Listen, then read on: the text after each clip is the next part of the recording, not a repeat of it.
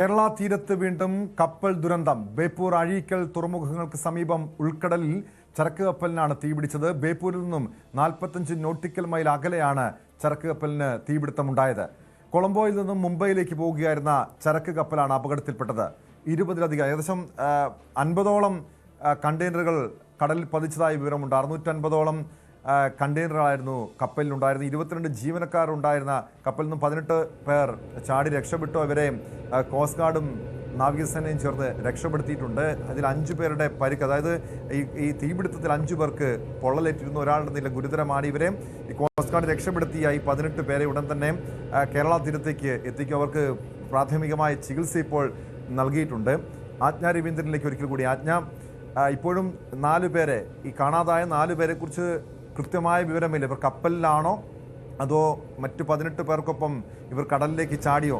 ഇക്കാര്യത്തിലാണ് ഒരു വ്യക്തത വരേണ്ടത്. ഇതോടൊപ്പം ഈ രക്ഷാപ്രവർത്തനത്തിന് വേണ്ടി എത്തിയ കപ്പലുകൾക്ക് ഈ അപകടത്തിൽപ്പെട്ട കപ്പലിനടുത്തേക്ക് എത്താൻ കഴിഞ്ഞിട്ടുണ്ടോ ആജ്ഞ?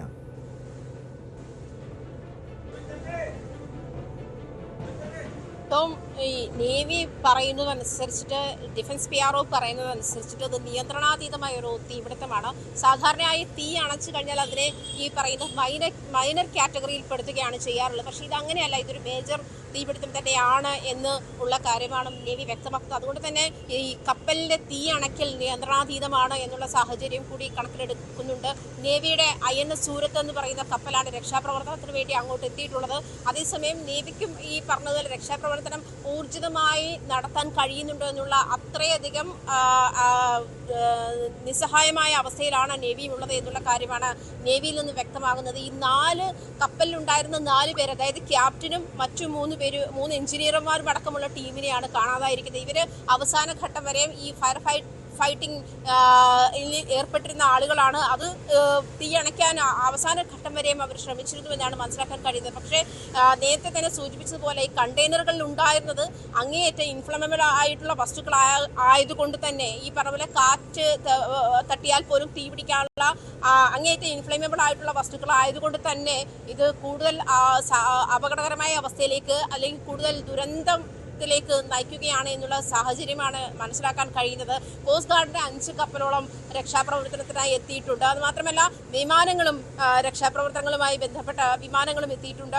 ഈ കപ്പൽ ചാലിലൂടെ വരുന്ന മറ്റ് കപ്പലുകളും എത്തിയിട്ടുണ്ട്. എന്തായാലും 10 മണിക്കൂർ 28 മിനിറ്റ് കൊളംബോ തീരത്തു നിന്നും യാത്ര തിരിച്ച് 10 മണിക്കൂർ 28 മിനിറ്റിന് ശേഷമാണ് ഈ തീപിടുത്തത്തെ പറ്റിയുള്ള വിവരം ലഭിക്കുന്നത് എന്നാണ് നേവി വ്യക്തമാക്കുന്നത്. അങ്ങനെയാണ്, അതായത് ഇന്ത്യൻ തീരത്തു നിന്നും ഏതാണ്ട് 70 നോട്ടിക്കൽ മൈൽ, അതായത് കേരള തീരത്തു നിന്ന് 120 കിലോമീറ്റർ അകലെയാണ് കപ്പൽ അപകടം ഉണ്ടായിട്ടുള്ളത്. ടോം സൂചിപ്പിച്ചതുപോലെ അതിൽ നിന്നുണ്ടായ പാരിസ്ഥിതിക പ്രശ്നങ്ങളൊന്നും കേരള തീരത്തേക്ക് വരില്ല എന്നുള്ള ഒരു ആശ്വാസം കൂടി ഉണ്ടെങ്കിലും ഈ രക്ഷാപ്രവർത്തനത്തിന്റെ മറ്റു സാഹചര്യങ്ങളെ പറ്റി കൂടി പരിശോധിക്കുകയാണ്. മാത്രമല്ല ഈ 18 പേരാണ് കടലിലേക്ക് ചാടിയിട്ടുള്ളത്. 5 പേർക്ക് ഗുരുതരമായി പൊള്ളലേറ്റിട്ടുണ്ട്.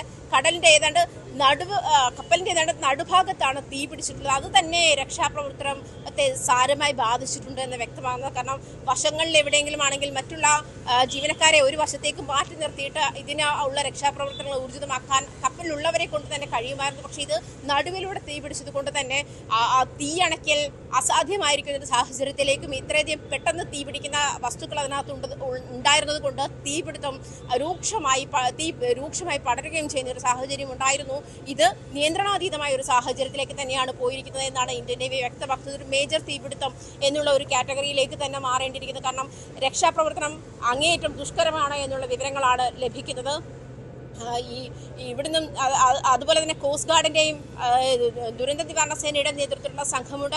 ദുരന്ത നിവാരണ നേതൃത്വ സേനയ്ക്ക് തന്നെ ഈ കപ്പലിൽ നിന്നും രക്ഷപ്പെട്ട് തീരത്തണയുന്നവർക്ക് അതിനുള്ള ചികിത്സകൾ, അടിയന്തര ചികിത്സകൾ നൽകാനുള്ള നിർദ്ദേശവും മുഖ്യമന്ത്രി എറണാകുളവും കോഴിക്കോടുമുള്ള ജില്ലാ കളക്ടർമാർക്ക് നൽകിയിട്ടുണ്ട്. അതിനുള്ള തയ്യാറെടുപ്പിലുമാണ് അവർ.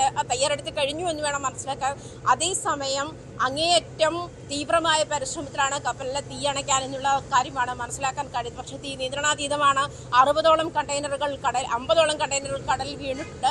650ഓളം കണ്ടെയ്നറുകളാണ് കപ്പലിലുണ്ടായിരുന്നത്. ഇതിലേറെയും പെട്ടെന്ന് തീപിടിക്കുന്ന വസ്തുക്കളായിരുന്നു എന്നുള്ള കാര്യമാണ് വ്യക്തമാകുന്നത്. അതുകൊണ്ട് തന്നെ ഈ കണ്ടെയ്നറുകൾ തുറന്നിട്ടുണ്ടെങ്കിൽ 1-2 കണ്ടെയ്നറുകൾ തന്നെ തുറന്നാൽ തന്നെ ഈ തീപിടുത്തം അതിതീവ്രമായ ഒരു അവസ്ഥയിലേക്ക് പോകാനുള്ള സാധ്യത ഏറെയാണ്. അതുകൊണ്ട് തന്നെ നിയന്ത്രണാതീതമായ തീപിടുത്തം എന്നുള്ള ഒരു സാഹചര്യത്തിലേക്ക് തന്നെയാണ് ഇത് മാറിയിരിക്കുന്നത്. ഈ സിംഗപ്പൂരിന്റെ ഫ്ലാഗ്മാൻഷിപ്പിലുള്ള കപ്പലാണ് അപകടത്തിൽപ്പെട്ടിട്ടുള്ളത്. കൊളംബോയിൽ നിന്നും നവി മുംബൈയിലേക്ക് പോവുകയായിരുന്ന കപ്പലാണ് അപകടത്തിൽപ്പെട്ടത്.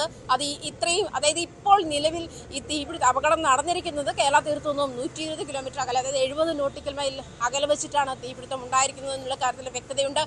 ഈ പാരിസ്ഥിതിക പ്രശ്നങ്ങൾ ഉണ്ടാകില്ല എന്നുള്ള കാര്യമാണ് മനസ്സിലാക്കുന്നതെങ്കിലും പക്ഷേ തീപിടുത്തം നിയന്ത്രണാതീതമാണ്. ഇപ്പോഴും കപ്പൽ നിയന്ത്രണാതീതമായ സാഹചര്യത്തിൽ തന്നെയാണ് എന്നുള്ള കാര്യമാണ് നേവി റെപ്രസെന്റേറ്റീവ്സ് നമ്മളോട് വ്യക്തമാക്കുന്നത്. അത്തരത്തിലാണ്. അത് മാത്രമല്ല, ഈ കടലിലേക്ക് ചാടിയ 18 പേരിൽ 5 പേർക്ക് ഗുരുതരമായ പൊള്ളലേറ്റിട്ടുണ്ട്. ടോം സൂചിപ്പിച്ചതുപോലെ മറ്റു 4 പേരും കടലിലോ ഇവരൊപ്പം ഈ 18 പേർക്കൊപ്പം ചാടിയിട്ടുണ്ടോ അതോ കപ്പലിൽ തന്നെ അകപ്പെട്ടു പോയിട്ടുണ്ടോ എന്നുള്ള കാര്യത്തിൽ ഇനിയും വ്യക്തതയില്ല. അവർക്ക് വേണ്ടിയുള്ള അന്വേഷണവും ഊർജിതമാക്കിയിട്ടുണ്ട്. ഈ 4 പേരും ഈ കപ്പൽ തീയണയ്ക്കാൻ വേണ്ടി അവസാന നിമിഷം വരെ നിന്ന ആളുകളാണ് എന്ന് കോസ്റ്റ് ഗാർഡ് വ്യക്തമാക്കിയിട്ടുണ്ട്. കാരണം ഇവർ ഫയർ ഫൈറ്റിങ്ങിൽ ആയിരുന്നു. ആദ്യം ഈ പറഞ്ഞതുപോലെ കപ്പൽ ആദ്യം തീപിടുത്തം ഉണ്ടാകുമ്പോൾ ഒരു സാധാരണ പ്രോട്ടോകോൾ അനുസരിച്ചിട്ട് തീ അണച്ച ശേഷം അതിനെ തീ അണയ്ക്കാൻ പറ്റുന്നതാണെങ്കിൽ മൈനർ കാറ്റഗറിയിലാകുന്നെങ്കിൽ അത് തുടരുകയാണ്. INS സൂറത്ത് സംഭവ സ്ഥലത്തേക്ക് തിരിച്ചിട്ടുണ്ട്. അതോടൊപ്പം കോസ്റ്റ് ഗാർഡിന്റെ 5 കപ്പലുകളും 3 വിമാനങ്ങളും രക്ഷാദൗത്യത്തിൽ പങ്കെടുക്കുന്നുണ്ട്. രാജദൂത്, സജേദ്, അർണവേഷ്, സമുദ്രപ്രഹരി, അഭിനവ് എന്നീ കപ്പലുകളാണ് അപകട സ്ഥലത്ത് എത്തിയിരിക്കുന്നത്. കപ്പലിലെ തൊഴിലാളികളെ കേരള തീരത്ത് എത്തിച്ചാൽ ചികിത്സ നൽകാൻ ആവശ്യമായ തയ്യാറെടുപ്പ് നടത്താൻ എറണാകുളം, കോഴിക്കോട് ജില്ലാ കളക്ടർമാർക്ക് മുഖ്യമന്ത്രി നിർദ്ദേശം നൽകിയിട്ടുണ്ട്. MG മിഥുനിലേക്ക് ഒരിക്കൽ കൂടി. മിഥുൻ, ഇവിടെ ഈ കപ്പലിൽ ഉള്ള കണ്ടെയ്നറുകളിൽ അതിവേഗത്തിൽ തീപടരാൻ സാധ്യതയുള്ള രാസപദാർത്ഥങ്ങൾ ഉണ്ടെന്ന് പറയുന്നുണ്ട്. നിലവിൽ കപ്പലിൻ്റെ അവസ്ഥ എന്താണ്? പ്രത്യേകിച്ചും മധ്യഭാഗത്തായിരുന്നല്ലോ തുടക്കത്തിൽ തീപിടിച്ചത്. നമുക്ക് ആ ദൃശ്യങ്ങളിൽ നിന്ന് വ്യക്തമാക്കാൻ കഴിയുന്നത് അതുതന്നെയാണ്. ഇപ്പോൾ ആ തുടക്കത്തിൽ തന്നെ നിരവധി കണ്ടെയ്നറുകൾക്ക് തീപിടിച്ചിരുന്നു. 50ഓളം കണ്ടെയ്നറുകൾ കടലിലേക്ക് പതിച്ചു എന്ന് പറയുന്നുണ്ട്. നിലവിൽ അവിടുത്തെ സാഹചര്യ സ്ഥിതി എന്താണ്? ടോം സൂചിപ്പിച്ചപ്പോൾ തന്നെ 4 തരത്തിലുള്ള പദാർത്ഥങ്ങൾ, ഈ ഒരു അപകടകരമായിട്ടുള്ള പദാർത്ഥങ്ങൾ ഈ ഒരു കണ്ടെയ്നറുകളിൽ ഉണ്ട് എന്നുള്ള ഒരു നിഗമനത്തിലേക്ക് തന്നെയാണ് കാര്യങ്ങൾ പോകുന്നത്. അതായത് ഒന്ന്, വായു സ്പർശിച്ചാൽ തീ പിടിക്കുന്നവയുണ്ട്.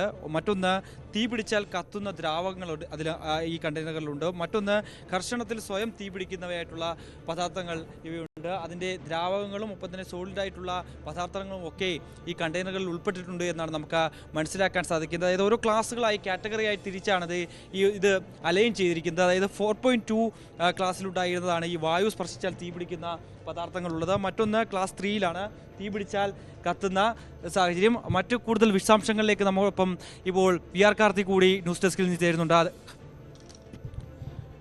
ടോം, ഇപ്പോൾ പുറത്തു വരുന്ന ഒരു പ്രധാനപ്പെട്ട വിവരം, ഈ കപ്പൽ അപകടത്തിൽപ്പെട്ട് ആദ്യം സന്ദേശം ലഭിച്ചത് ഇന്ത്യൻ കോസ്റ്റ് ഗാർഡിന്റെ മാരിടൈം റെസ്ക്യൂ കോർഡിനേഷൻ സെന്റർ മുംബൈയിലാണ്. അവർക്ക് ഈ അപകടം സംബന്ധിച്ച സന്ദേശം ലഭിച്ച ഉടൻ തന്നെ അവിടെ നിന്ന് നിർദ്ദേശങ്ങൾ പോയി. ആദ്യം അവർ പരിശോധിച്ചത് ഈ അപകടത്തിൽപ്പെട്ട കപ്പലിന് സമീപം ഉണ്ടായിരുന്ന കപ്പലുകളെ കുറിച്ചാണ്. അങ്ങനെ MV1 മാർവൽ എന്ന കണ്ടെയ്നർ ഷിപ്പ് ഈ അപകടത്തിൽപ്പെട്ട കപ്പലിന് സമീപം ഉള്ളതായി Indian coast guard maritime rescue coordination സെന്ററിന് ബോധ്യപ്പെട്ടു. അങ്ങനെ ഈ കപ്പലിനോട് അവിടേക്ക് പോകാൻ ആവശ്യപ്പെട്ടു. അവരാണ് 18 പേരെ രക്ഷപ്പെടുത്തിയത് എന്നാണ് ഇപ്പോൾ പുറത്തു വരുന്ന ഏറ്റവും പുതിയ വിവരം. ക്യാപ്റ്റൻ അടക്കമുള്ളവർ ആദ്യഘട്ടത്തിൽ തന്നെ തീ പിടിച്ചപ്പോൾ തന്നെ ഈ കപ്പലിൽ നിന്നും ലൈഫ് ജാക്കറ്റുകൾ അടക്കം ഉപയോഗിച്ച് കടലിലേക്ക് ചാടി. അതിനുശേഷം MV1 മാർവൽ ആ കണ്ടെയ്നർ ഷിപ്പ്, അതായത് മാരിടൈം റെസ്ക്യൂ കോർഡിനേഷൻ സെന്ററിന്റെ നിർദ്ദേശാനുസരണം അവിടേക്ക് പോയ ആ അപകടത്തിൽപ്പെട്ട കപ്പലിന്റെ തൊട്ടടുത്തുണ്ടായിരുന്ന ഈ കപ്പലിലെ ഉള്ളവരാണ് ഇവരെ രക്ഷിച്ചത്. ഈ 18 പേരെയും രക്ഷിച്ചത് ഇവരാണ്. ഇവരുടെ ചെറുബോട്ടുകളിൽ ആണ് ഇവർ MV1 മാർവൽ എന്ന കപ്പലിലേക്ക് എത്തി. നിലവിൽ ഈ രക്ഷപ്പെടുത്തിയ 18 പേരും ഇപ്പോൾ MV1 മാർവൽ എന്ന കപ്പലിലാണ് ഉള്ളത്. ഇതിൽ ഒരാളുടെ നില ഗുരുതരമാണ് എന്നാണ് ഇപ്പോൾ പുറത്തു വരുന്ന വിവരം. 4 തരത്തിലുള്ള ഫ്ലെയിമബിൾ വസ്തുക്കളായിരുന്നു ഈ കണ്ടെയ്നറിൽ ഉണ്ടായിരുന്നത്. ഏറ്റവും പുതിയ വിവരം അനുസരിച്ച് ഈ തീ അണയ്ക്കാനുള്ള ഊർജ്ജ ശ്രമം ഇപ്പോഴും തുടരുന്നുണ്ട്. പക്ഷേ കാറ്റ് പ്രതികൂലമാണ്. കോസ്റ്റ് ഗാർഡും നേവിയുമാണ് ഇത്തരത്തിൽ രക്ഷാദൗത്യത്തിൽ ഇപ്പോൾ ഏർപ്പെട്ടിരിക്കുന്നത്. പക്ഷേ നിലവിൽ അവിടുത്തെ സാഹചര്യം കാറ്റ് പ്രതികൂലമാണ്. കാറ്റ് പ്രതികൂലമായതുകൊണ്ട് തന്നെ മറ്റ് കണ്ടെയ്നറുകളിലേക്ക് കൂടി ഈ തീ പടരുന്നു എന്ന വിവരങ്ങളാണ് ഇപ്പോൾ പുറത്തു വരുന്നത്. എന്തായാലും രക്ഷപ്പെട്ട 18 പേരിൽ ഒരാളുടെ നില ഗുരുതരമാണ് എന്ന വിവരങ്ങൾ പുറത്തു വരുന്നു. അതോടൊപ്പം തന്നെ 4 തൊഴിലാളികളെ കാണാനില്ല. അവരെ സംബന്ധിച്ചുള്ള വിവരങ്ങളും ഇതുവരെ ലഭ്യമായിട്ടില്ല എന്നതാണ് ആശങ്കപ്പെടുത്തുന്ന മറ്റൊരു കാര്യം. ഇതിൽ 2 പേർ ഇന്തോനേഷ്യൻ പൗരന്മാരാണ്. അതോടൊപ്പം തന്നെ ഒരാൾ തായ്വാൻ പൗരനാണ്, ഒരാൾ ചൈനീസ് പൗരനാണ് എന്ന വിവരങ്ങളും പുറത്തു വരുന്നുണ്ട്. എന്തായാലും ഈ 4 പേരും ആദ്യഘട്ടത്തിൽ തീ പിടിച്ചപ്പോൾ തന്നെ, അതായത് ഈ കണ്ടെയ്നറിൽ തീ പിടിച്ചപ്പോൾ തന്നെ ഫയർ ഫൈറ്റിംഗ് എക്യുപ്മെന്റ്സുമായി തീ അണയ്ക്കാനുള്ള ശ്രമങ്ങൾ നടത്തിയവരാണ്. ഇവർക്കായുള്ള തെരച്ചിലാണ് ഇപ്പോൾ തുടരുന്നത്. ഡോണിയർ വിമാനങ്ങൾ അവിടെ മുകളിൽ വട്ടമിട്ട് പറന്ന് ഇത്തരത്തിൽ പരിശോധനകൾ നടത്തുന്നു. പക്ഷേ